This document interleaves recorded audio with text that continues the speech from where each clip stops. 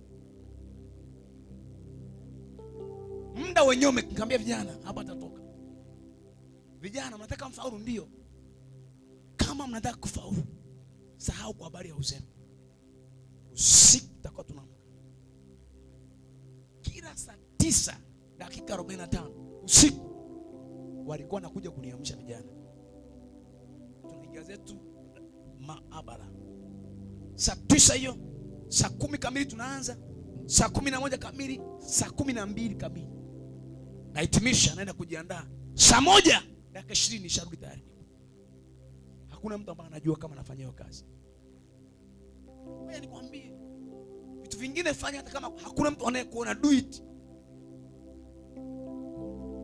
Usiku saa 9 dakika 45 vijana washaka nikamwambia, "Teacher!"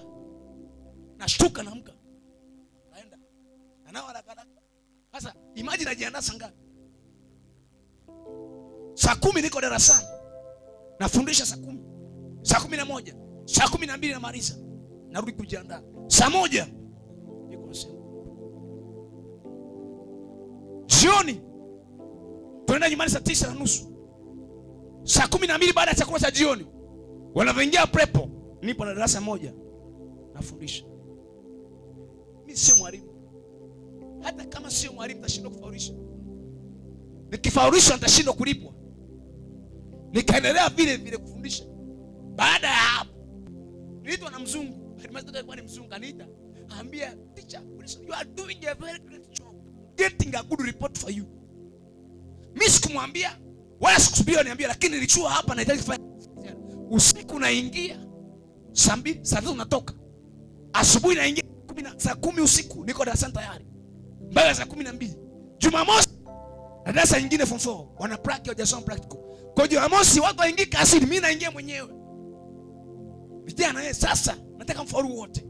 Hakuna mtu kuferi hapa. Sitaki kwenye somo langu. Kwa ninachokifanya hapa naweka mikakati. Nafundisha practicals nazirudia kila Jumamosi. Mimi naingia kazini. Msumbira anapita anaangalia, anakuta mimi nafundisha. Sasa mtu wa namna gani huyu? Ana kazi ya kufanya au ana nini? Wanasifiwa. Na ili mwisho wa siku I was recommended well. At the time nataka kuondoka pale, nilienda kutema barua kuresign. Ilikuwa ni Juma, kaambia ndio nakwambia, "Ninaomba tuongezee kama wiki 2 zaidi uwepo." "Unataka nini kwa naondoka?" Akaambia, "Nataka niondoke." Bwana sifiwe. Bwana sifiwe. Usiku nipo kazini, asubuhi niko kazini, Jumamosi niko kazini. Wala sio siku za kazi. Mimi naenda tu kufanya kazi. What happened? Mwalimu aliyekopa physics, wanafunzi wakaanza kumkataa. Yaani lazima tunamtaka huyu. Bwana sifiwe. Mimi hapo ni junior, nimetoka chuo. Kuna mwalimu ambaye ni senior. Mimi nikaandaa tunadiscuss, naona mwalimu mbona yuko vizuri, ana notes ziko deep, yuko nondo, mimi ndo najitafuta kwanza. Bwana sifiwe. Madarasa yote yana vikao. Huyu watu mtatu tunamtaka, mwalimu Yusufu anatufundisha. Bidii. Kibali. Kama niweza kuamka saa 9 kufundisha usiku, ndashinda kuamka saa 9 kuomba kwenye kazi. Anasema, "Ewe mvivu, mwendee chungu, zitafakari njia zake ukapata hekima." Chungu ni mdudu. Nenda kwa chungu ukapata hekima. Tafakari maisha yake na njia zake, ujipatie hekima. Kwa maana yeye hana akida wala msimamizi wala mkuu. Mtu mwenye bidii hahitaji msimamizi. Ukiona unapewa kazi uifanye mpaka usimamiwe, ujue there's still a long journey to go. Hahitaji msimamizi wala hahitaji akida wala hahitaji mkuu. Mtu wa bidii hahitaji kusimamiwa mambo, lakini hujiwekea akiba ya chakula wakati wa jua, hukusanya chakula chake wakati wa mavuno. Mtu mwenye bidii anajua majira na nyakati. Hawa chungu wanajua kuweka akiba ya chakula wakati wa mavuno. Anajua season, ni wakati wa kula, wakati wa kuinuka kupiga kazi. Sogea mbele tisi. Ewe mvivu, utalala hatarini. Mtu mvivu, mtu mwenye bidii, yeye na usingizi walishaparakana. Hata ukishia, mwambie mwenzio bidii. Mwambie mwenzio bidii. Bidii. Bwana asifiwe. Bwana asifiwe. Bwana asifiwe. Ngoja nikuoneshe mfano wa mwisho hapa, afu nisogee mbele haraka haraka. Kitabu cha Mwanzo sura 24 mstari wa 13. Bidii ya Rebeka ilimpa nafasi ya kuolewa. Mwanzo 24:13. Rebeka alikuwa anatafuta mchumba. Kilichompa Rebeka mwanaume ilikuwa ni bidii ya kazi. Tazama, huyu ni mtu aliyetumwa na Ibrahimu aende kumtafutia Isaka mwanamke. Kwa hiyo hapa anaomba maombi, anaweka condition, anasema hivi: tazama, nimesimama karibu na kisima cha maji, na binti za watu wa mjini wanatoka kuteka maji. Yule mshenga amesema kisimani, anaomba kwa Mungu, nimesema kwenye kisima hiki wanakuja binti za watu kwenye mji kuchukua maji. Mstari wa 7, mstari 14.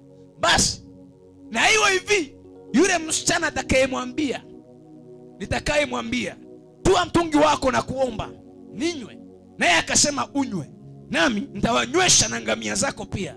Basi huyu na awe ndiye aliyechaguliwa mtumishi wako Isaka, na kwa hayo nitajua ya kuwa umemfadhili bwana wangu. Kitendo chake kilikuwa ni bidii na fadhili.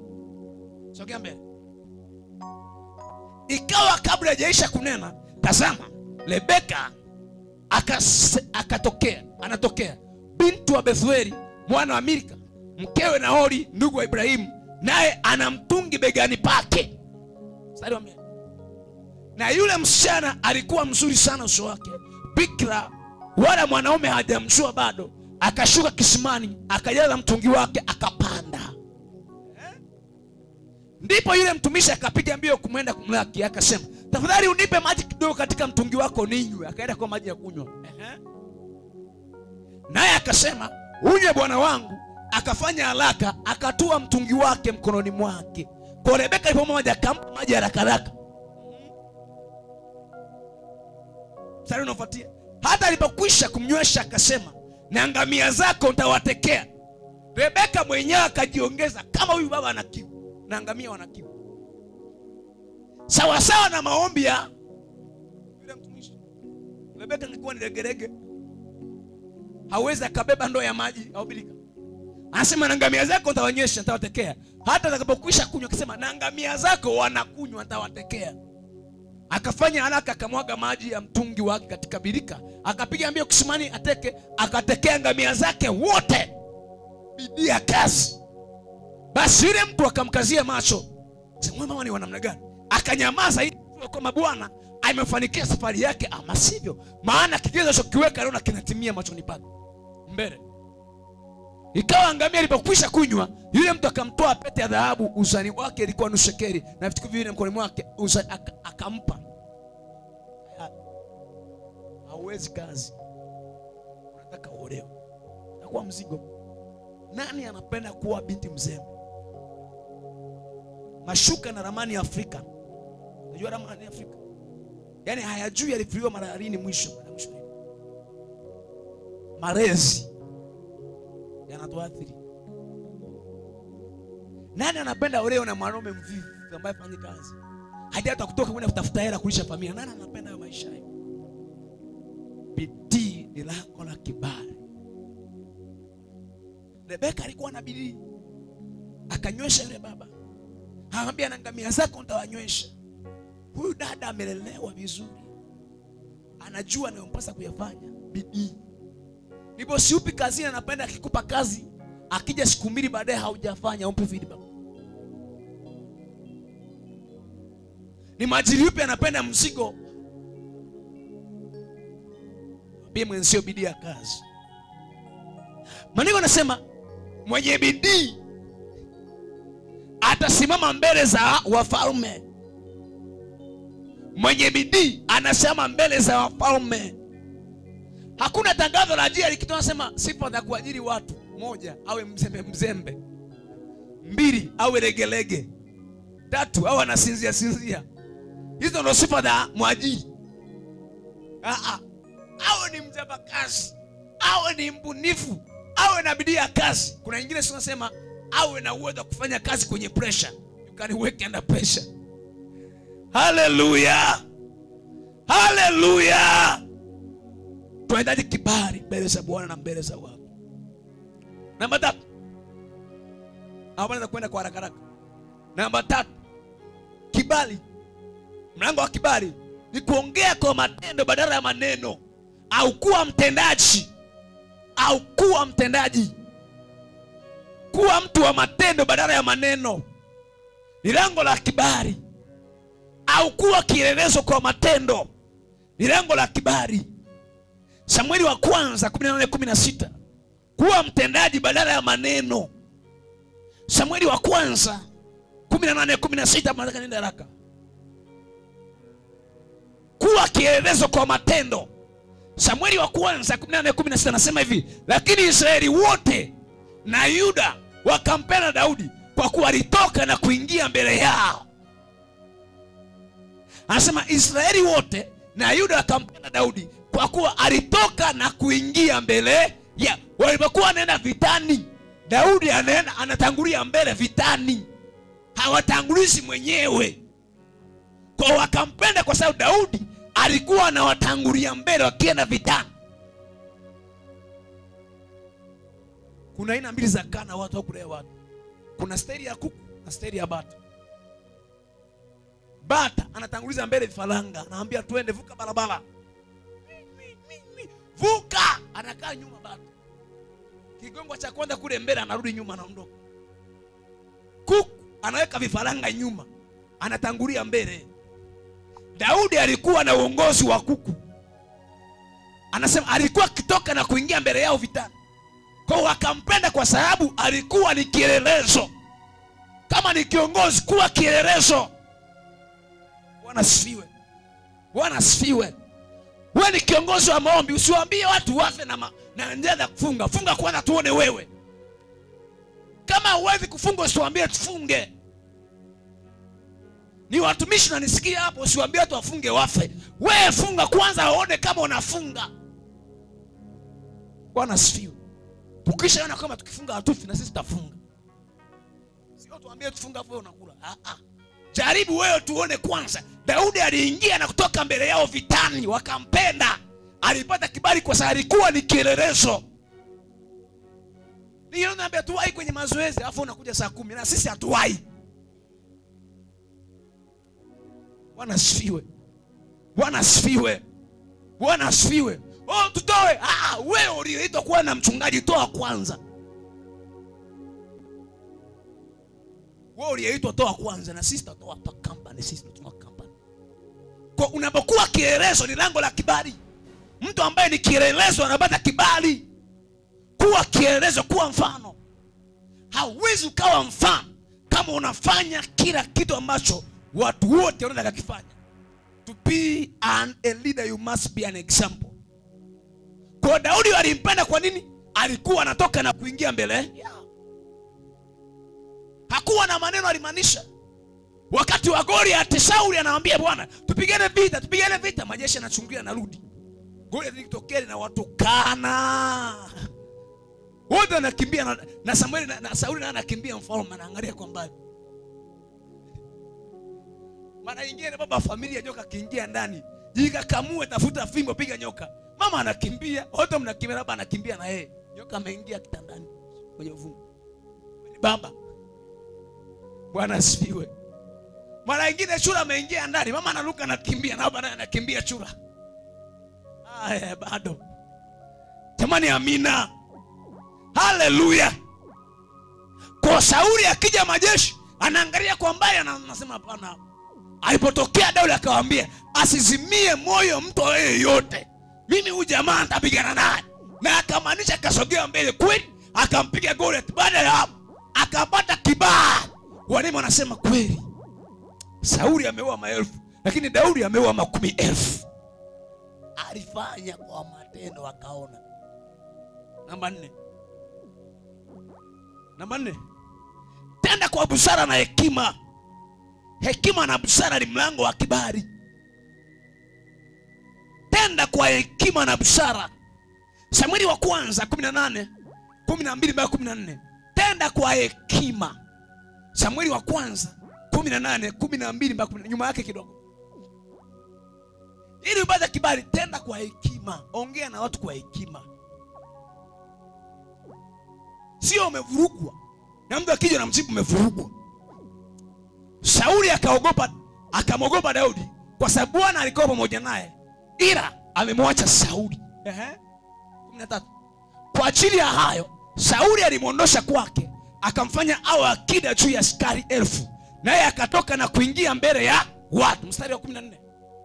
Naye Daudi akatenda kwa busara katika njia zote, naye Bwana alikuwa pamoja naye.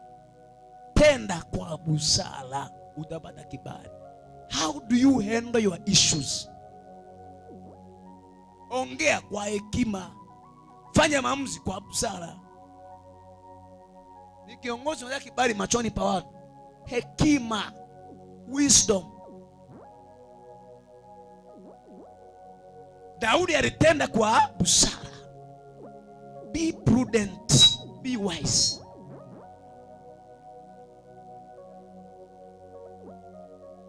Namba 5, maisha ya kweli.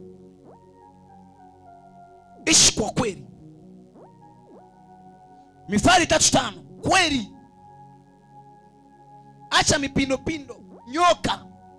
Maelezo yamenyoka. Mithali 3:5 tumeanzia hapo. Anasema kweli na rehema isifarakane nawe. Mtumaini Bwana. Mithali 3:4 sura. Anzia 3, Mithali 3:3. Rehema na kweli isifarakane nao, zifunge shingoni mwako rehema na kweli. Kweli ni lango la rehema. Ndivyo utakavyopata kibali machoni pa Mungu. Na kweli. Kweli, neno la Mungu. Kweli. Kutokuwa na mipindo. Mwanangu mwingine ni rehema. Rehema na kweli. Sina muda kutosha kusema rehema, lakini rehema. Nasema rehema ni lango la kibali. Rehema ni lango la kibali. Rehema ni lango la kibali. Wewe kwa mtu kutenda rehema ni lango la kibali. Lakini pia rehema za Mungu juu ya maisha zinaachilia kibali kwenye maisha yako. Rehema za Mungu kisha shuka kwako, moja ya vitu unavipata ni kibali. Na ili upate rehema unahitaji kuwa mtu mwenye rehema pia.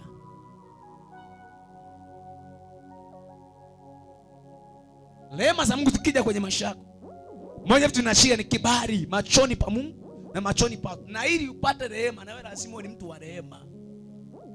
Lazima ni mtu wa huruma na kusamehe. Ili wenye rehema wanapata rehema. Namba 6, ubunifu na upekee. Hizi ni kanuni za kawaida ambazo zitakusaidia kuwa na maisha yenye kibali. Ubunifu na upekee. Hata kanisani, ujue hata kanisani. You can see kuna gap gani kanisani, fanya hapo kanisani. Ubunifu utakupa kibali na upekee utakupa kibali. Ubunifu niweza kuona gap na kuliziba. Uweza kuona kitu gani kinapelea ukaziba. Ami huyu ambaye huyu alikuwepo akaona kuna gap akalinua akaliweka hapa. Huyu anastahili soda. Mimi nikienda piga kumwomba angamwambia angalia na hao watu. Lazima nitamwombea. Kwangu mimi ana kibali. Yaani mimi ameshagusa moyo wangu tayari ndani. Amen. Mwambie mwenzio ubunifu. Hata kwenye kazi maofisini kuwa mbunifu. Ubunifu ni kufanya kazi kwa namna nyingine tofauti na ile ambayo imezoeleka. Kila siku njia ni ile ile. Adilisha njia. Hata maadui watakuja wakuteke wakuue, njia ni ile ile.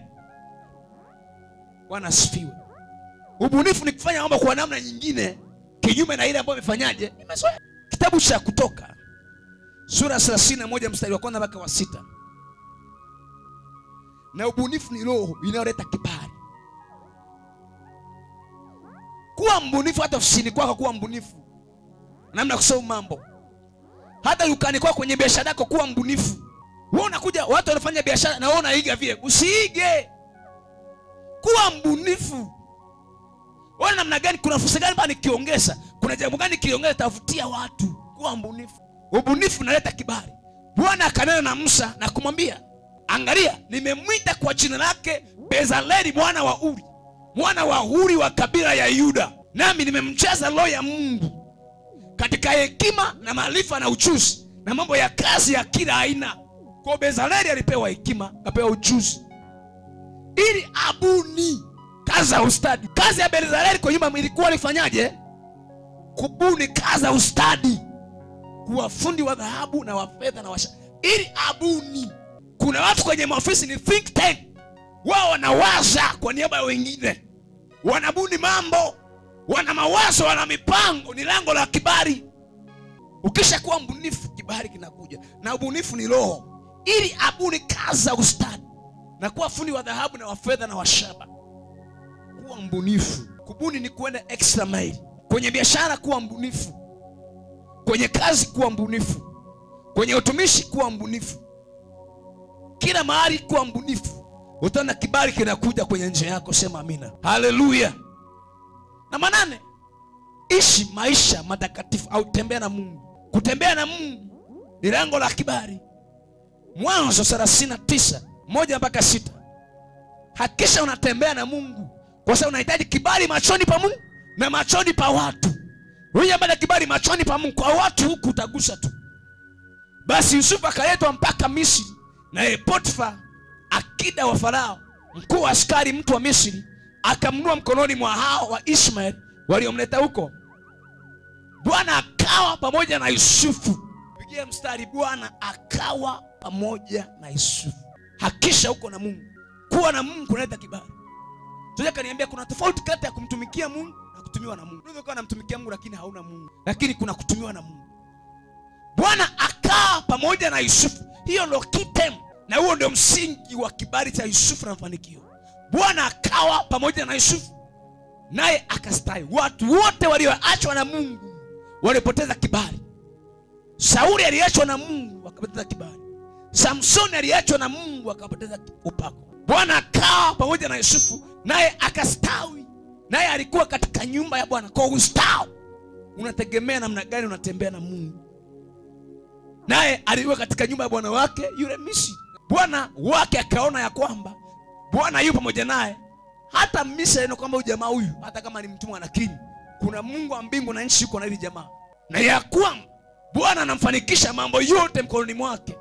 Namba 4, Yusufu akaona neema machoni pake. Nimekwambia neema maana yake ni kibali, favor.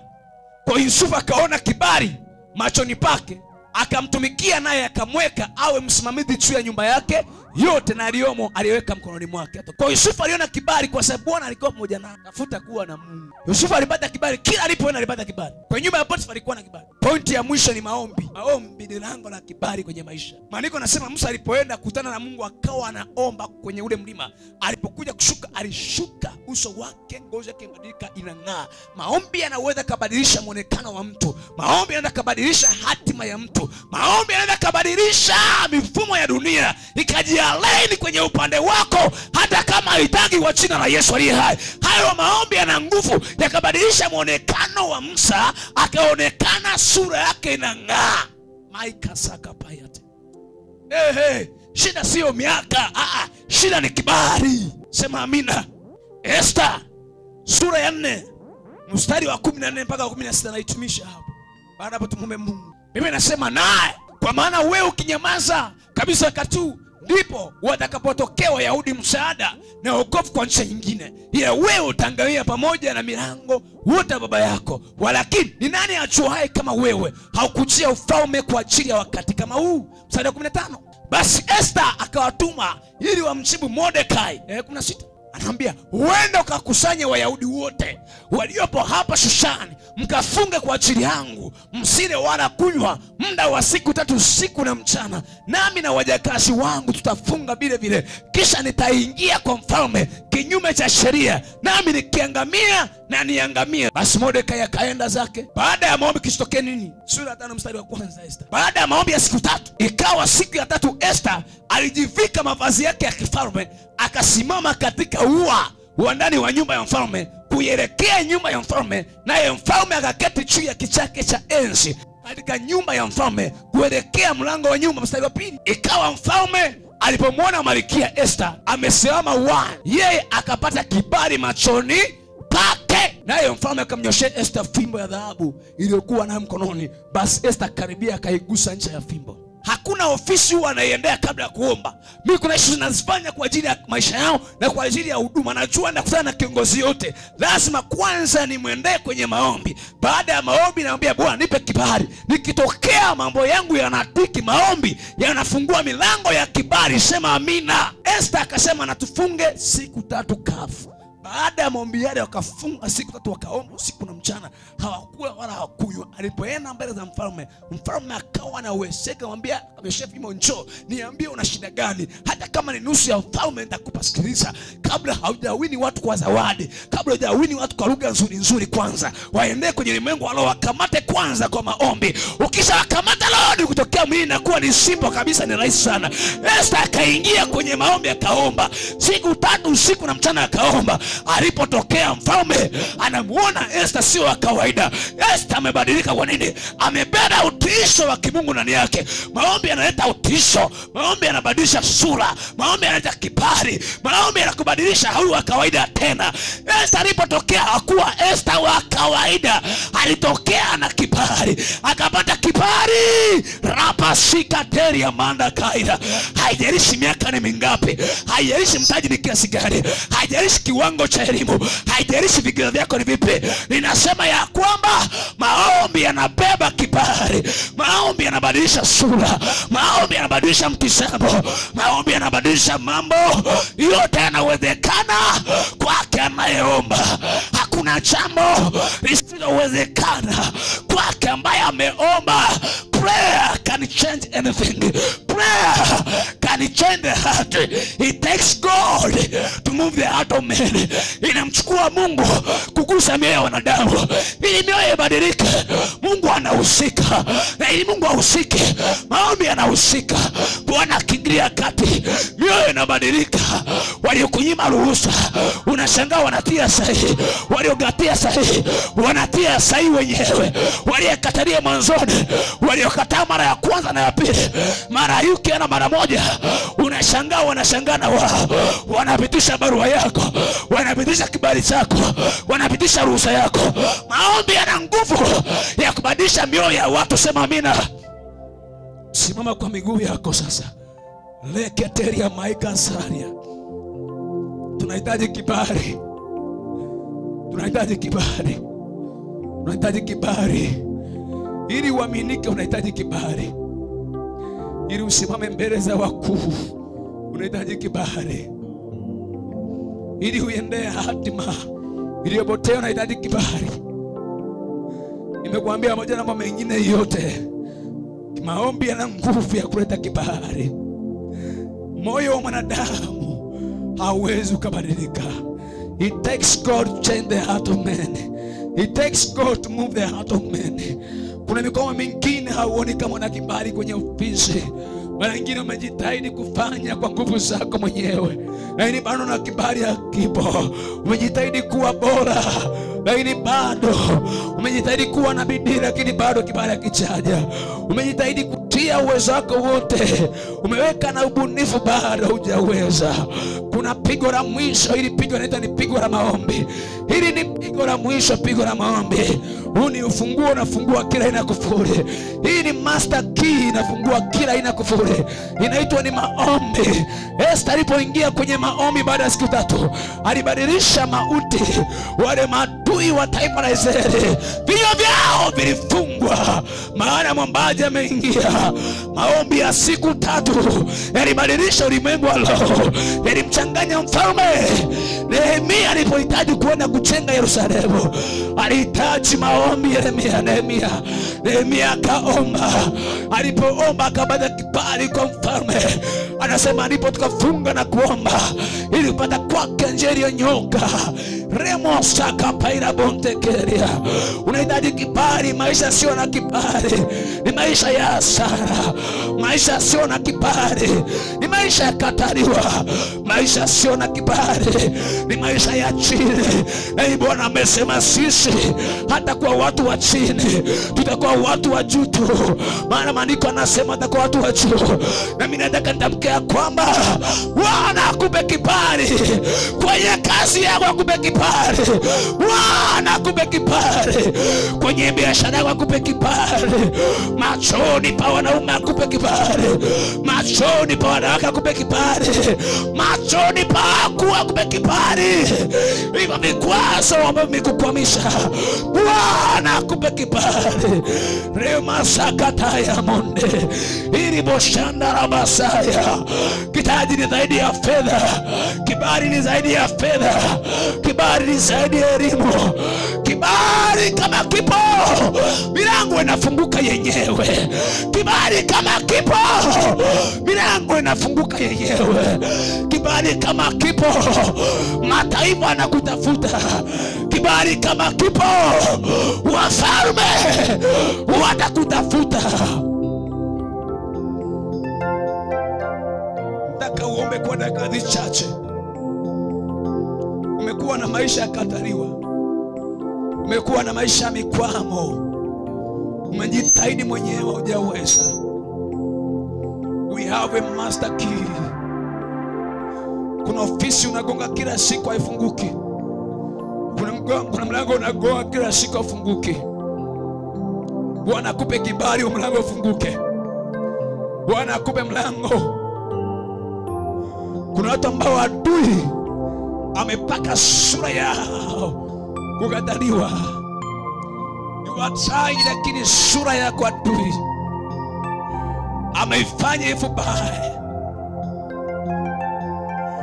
Ukionekana sio wewe, wachawi wana uwezo wa kuiba kibali cha mtu. Waganga wana uwezo wa kudipata kibali cha mtu.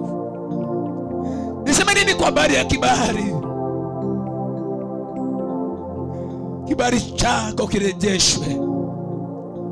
Kibali chako kirejeshwe. Kibali chako kirejeshwe. Kibali chako kirejeshwe. Umekataliwa, imetosha. Umevunja moyo, imetosha. Umejaribu milango haijafunguka, imetosha. Umepata hizo hasara, imetosha. Leo mwambie Bwana, mbingu ziachilie kibali jioni ya leo. Mbingu ziachilie kibali. Mbingu ziachilie kibali. Mbingu ziachilie kibali. Mbingu ziachilie kibali juu yako. Mbingu ziachilie kibali juu yako. Omba mwanamke sasa. Omba mwanaume sasa. Omba kijana sasa. Omba binti sasa. Ziambie mbingu, nakuja leo. Nahitaji kibali changu. Wakati fulani Bwana akanionyesha kwa habari ya mtumishi mmoja.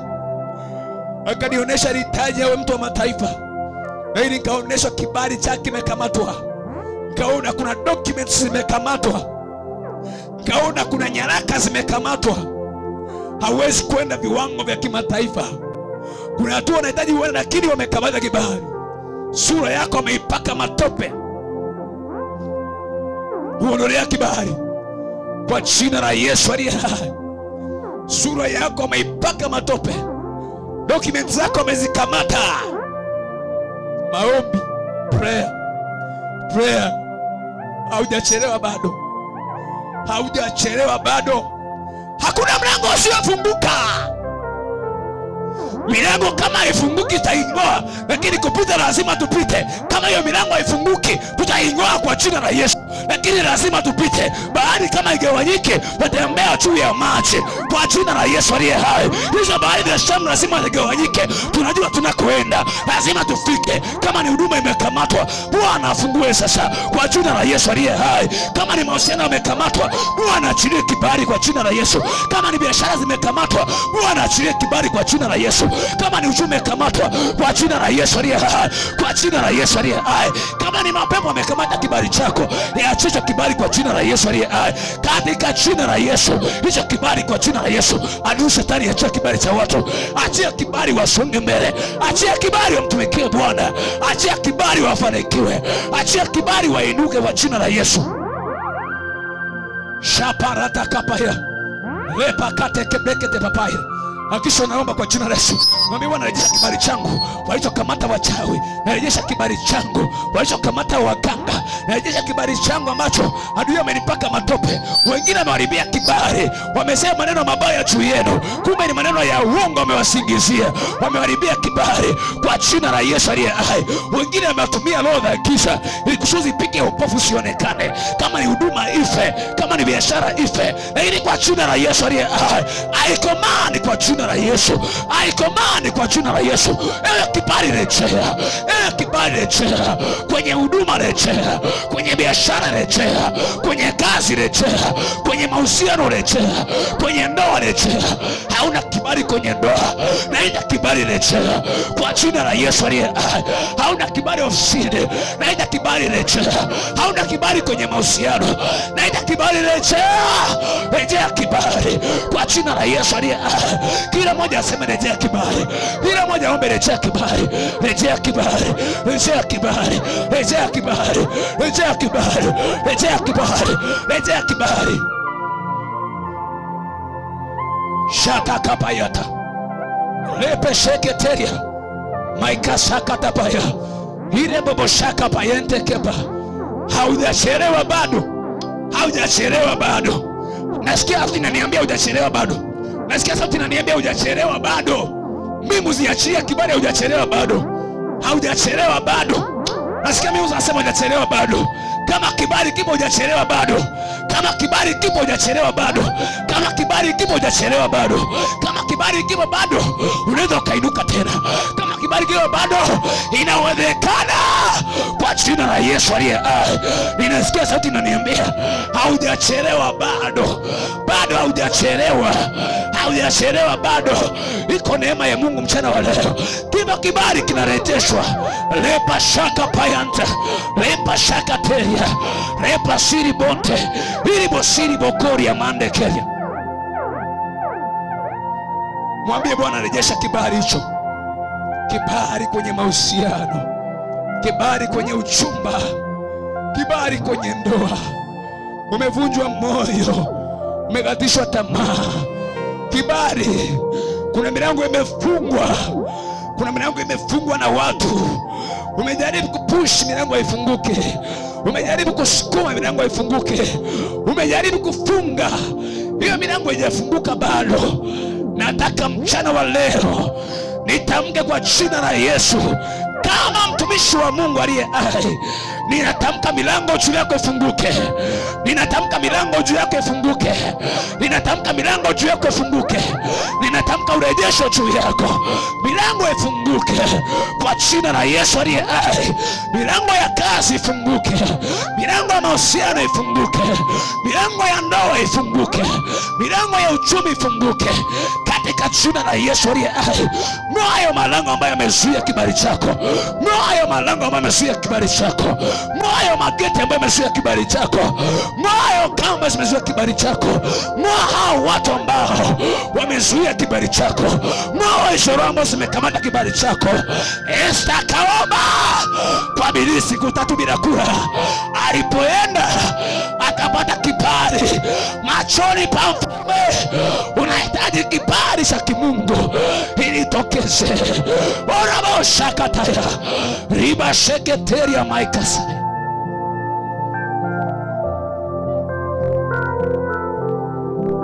Mandala basika yanta. Hautaishia. Hautaishia hapo. Hautaishia hapo, hujachelewa. Kibali kipo, mbingu zimeachilia kibali juu yako. Sharaba sikapa. Hakisha naomba wewe, mbingu zimefunguka kwa ajili yako. Elebo shaka taira.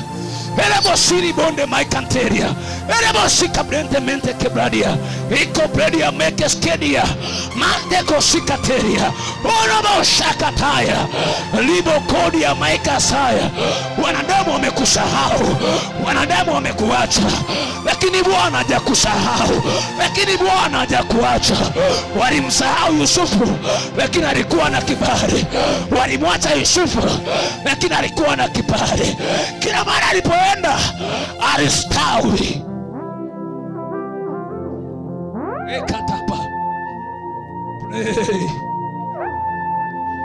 Niombe kanisa zima tusogee mbele hapa kwa dakika chache.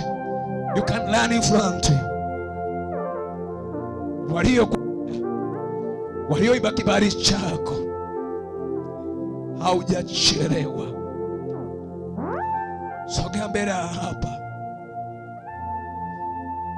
Mbingu zipo kazini mchana huu. Bwana atakupa kibali machoni pake binti. Bwana atakupa kibali machoni pake mama. Kuna milango mingine haifunguki, lakini lazima tuingoe kwa sababu lazima tupite. Milango isipofunguka lazima tuingoe. Lazima tuingie. Yeriko ilifungwa pande zote, wanaweza wasiingie. Lakini Bwana alichofanya, aliangusha Yeriko, Israeli wakaingia. Haujachelewa. Haujachelewa bado. Maombi yana nguvu ya kufungua milango.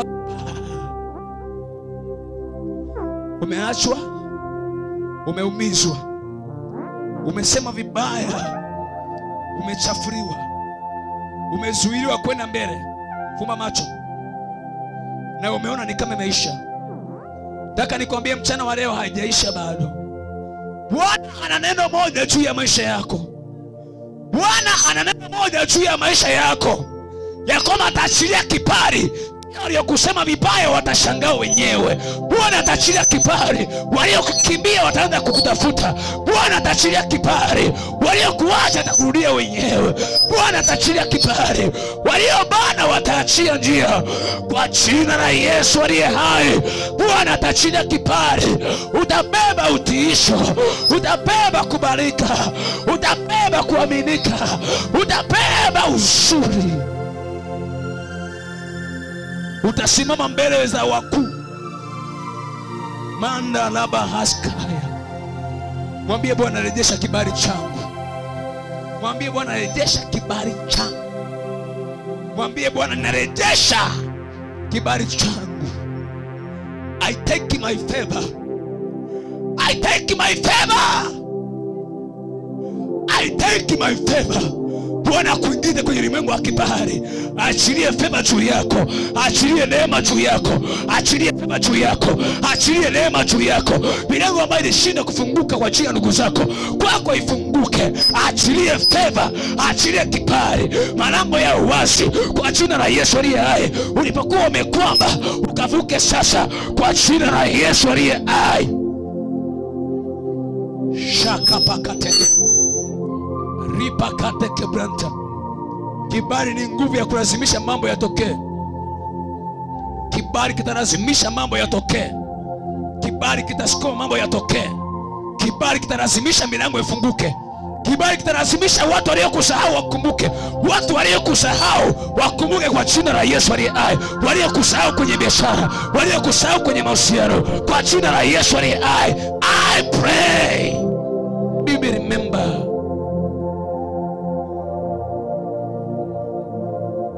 Nataka kwa dakika moja mwambie Bwana, naingia kwenye ulimwengu wa kibali.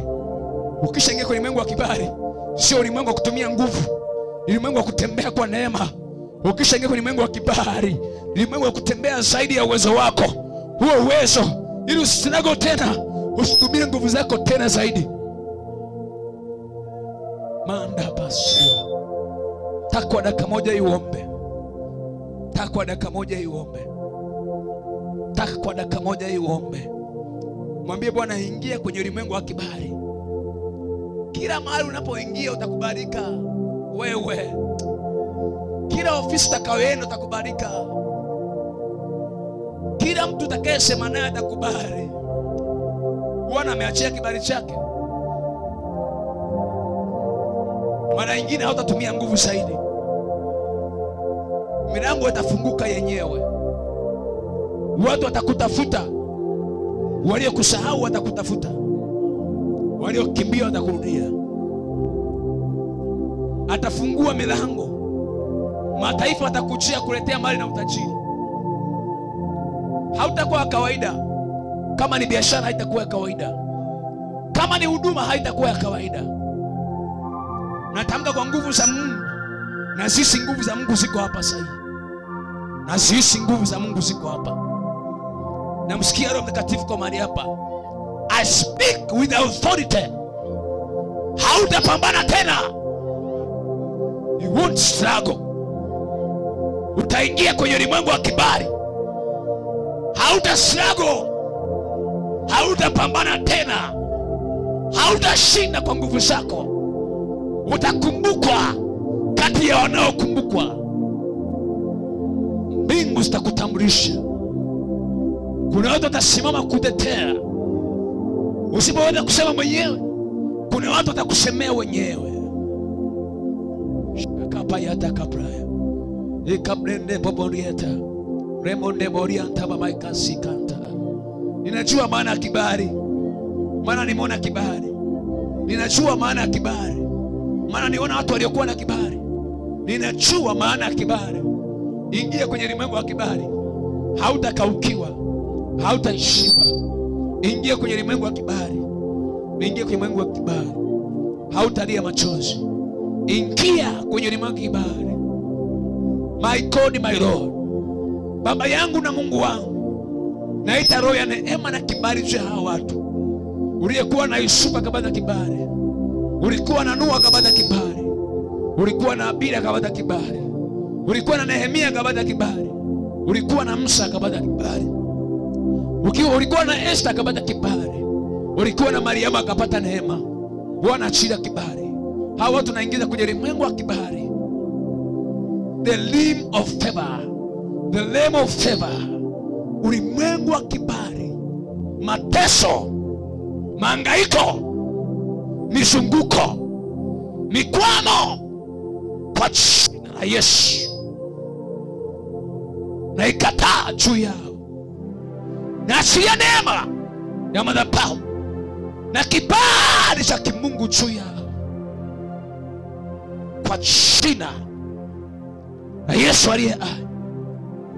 Kwa jina la Yesu aliye hai. Anaimba, sauti yake ikasikike. Anayehubiri, sauti yake ikasikike. Anayeomba, sauti yake ikasikike. Kwa jina la Yesu aliye hai.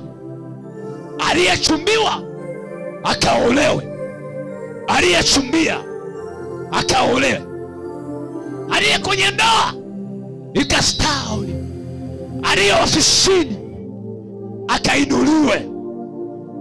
Akainuliwe kwa jina la Yesu. Mighty name of Jesus. Katika jina la Yesu. Tangu sasa na hata milele, ninapinga roho za giza ambazo zinafyonza kibali cha watu. Katika jina la Yesu. Ninapinga nguvu za giza.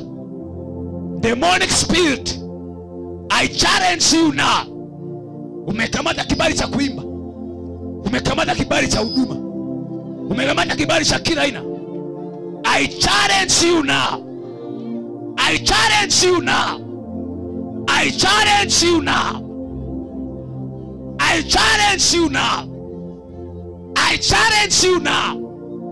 I challenge you now. Maisha magumu kwa jina la Yesu. I challenge you now. I challenge you now. I challenge you now. I challenge you now. I challenge you now. I challenge you now. I challenge you now. I challenge you now. I challenge you now. Na kuchallenge kwa jina la Yesu. Kwa jina la Yesu. Waacha watu wapige hatua. Waacha watu wasonge mbele. Waacha watu wapige hatua. Waacha watu wasonge mbele. Kwa jina la Yesu. Kwa jina la Yesu. Kwa jina la Yesu.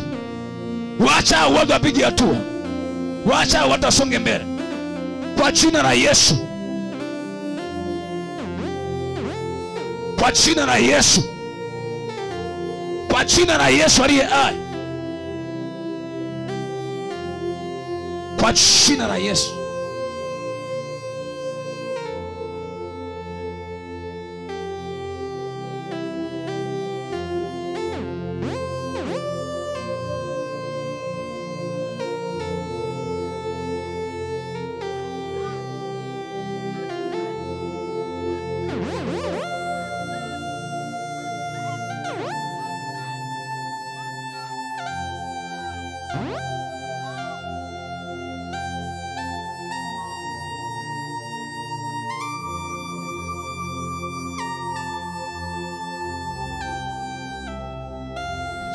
Yesu. Kwa jina la Yesu. Kwa jina la Yesu aliye hai. Kwa jina la Yesu aliye hai. Mighty name of Jesus. Kwa damu ya Yesu aliye hai. Rejesha kibali. Rejesha kibali juu yako. Naita kibali juu yako. Naita kibali. Naita kibali juu yako. Naita kibali juu yako mwanamke. Naita kibali juu yako mwanamke. Naita kibali juu yako. Nguvu za Mungu aliye. Naita kibali juu yako. Naita kibali juu yako. Naita kibali juu yako. Bwana kumbuke.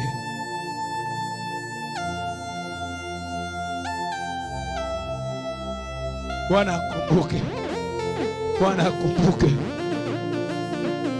Bwana kumbuke. Bwana kumbuke. Bwana kumbuke kwa jina la Yesu. Bwana kumbuke. Bwana kumbuke. Bwana kumbuke. Bwana kumbuke kwa jina la Yesu. Mighty Father, nyosha mikono juu tunapohitimisha sasa. Baba, ni jina la Yesu aliye hai. Asante Bwana kwa ajili ya watu wazuri. Nauliza neema juu yao na kumbukwa Bwana. Wakumbuke Bwana Yesu. Wakumbuke Mungu mzuri. Sijaweka mikono yangu juu ya wote, lakini najua Bwana utakumbuka watu. Wakumbuke. Peleka hatua nyingine. Wapate kibali mbele zako Mungu. Wakumbuke Bwana. Wape hatua. Wape kumbukwa. Wape neema na kibali. Wape neema na kibali. Ukawafanye kuwa vichwa tu wanasomikia. Nako nimesema lolote akalolifanya lifanikiwe. Wengine wamekimbiwa. Wengine wameumizwa, mioyo yao imejaa makovu na majeraha. Wengine wametengwa. Bwana kumbuke. Wengine ni nguvu za giza zinaruka juu yao na kuwapiga sura mbaya na kutostahili. Lord, I pray in the name of Jesus, I restore all. In Jesus' mighty name, amen. Salimia jirani yako, tumefika mwisho.